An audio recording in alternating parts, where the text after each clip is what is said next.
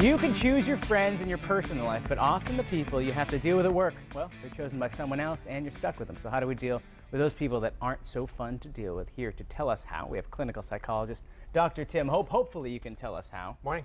Now, there's four people I think I want to focus in on today. The first type of people, the ones that act like a tank. What does that mean? So there's always one of these folks in your office setting. So it's the type of person who just plows right through everyone else like a tank. So it's the person who is focused on the goal.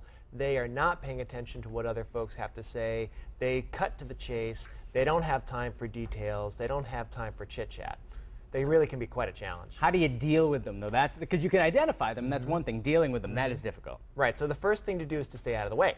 And the best way to stay out of the way is to keep the interactions as short as possible. Just the facts, like Joe Friday. So stick with just the information that they most critically need, as well as let them know, in case you need more details, I have those details, but here's what you need to know. Here's the information. Give them just enough so that they can bulldoze right past you without taking you out in their path. That's right. Person number two, we all know these kind of people. It's the sniper. Yeah, so the sniper is the type of person who seems like they're gathering information in a spy-like kind of pattern.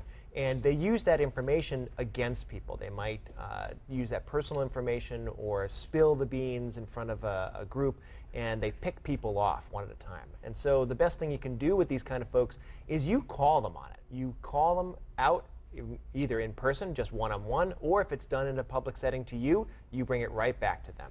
And the idea is that you are showing them that you are not going to be easy pickings. You're not going to be the victim of this. And I think it just takes one. Once somebody stands up for themselves once, they move on. Exactly. They snipe the next poor soul. So as hard as it might sound, you really need to step up. How do you do that without insulting an office culture? Because you also, I mean, it's not like you can haul off and shove them or something. Correct. You need to be tactful. You have to be tactful. You have to use your professional language and professional demeanor, and you don't rise to the bait. You don't attack back. You just question. Well, I'm really concerned about this. This seems to be inconsistent with our goals as a team. Please tell us how this is really helping our team move forward, and let them answer. Nice. Then the next kind of person that you meet, the know-it-all. Yeah, so know-it-alls are the people who really do know everything, and they will tell you every bit of detail, every bit of information, every fact you ever wanted to know or didn't want to know about whatever the topic is. Which is good, because it's important to have that wealth of knowledge, especially if you're working with this person, but it gets taxing after a while. It does, and what I found with these folks is it's less that they're trying to monopolize your time, it's just they're really interested in the information. And so they really benefit from a very kind but straightforward, you know, this is really good information, I really appreciate it, there are other times we can talk about it, right now we need to move on to this. And you just gently redirect them. And it is always tough, though, when they are right, because it's not like in the sniper situation where you can shut them down.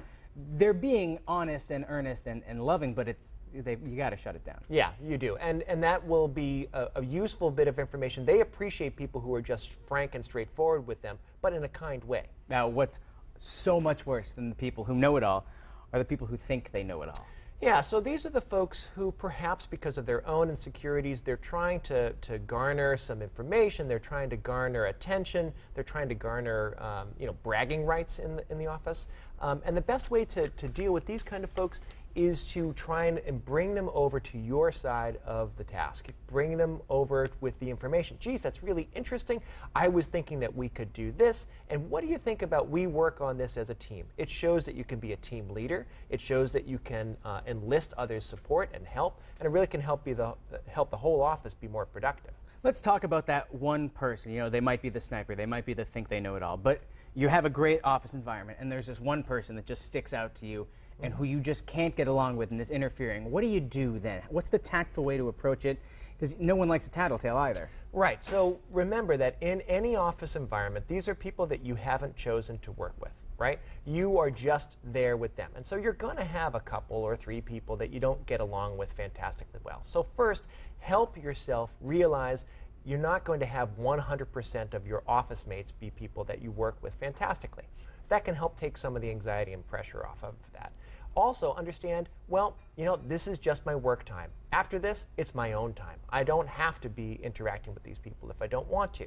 That also can help decrease some of that, because by the end of the day, you're able to leave, you're done, you don't have to worry about it anymore. So that can alleviate some pressure. The third thing to do, I really like to kill people with kindness.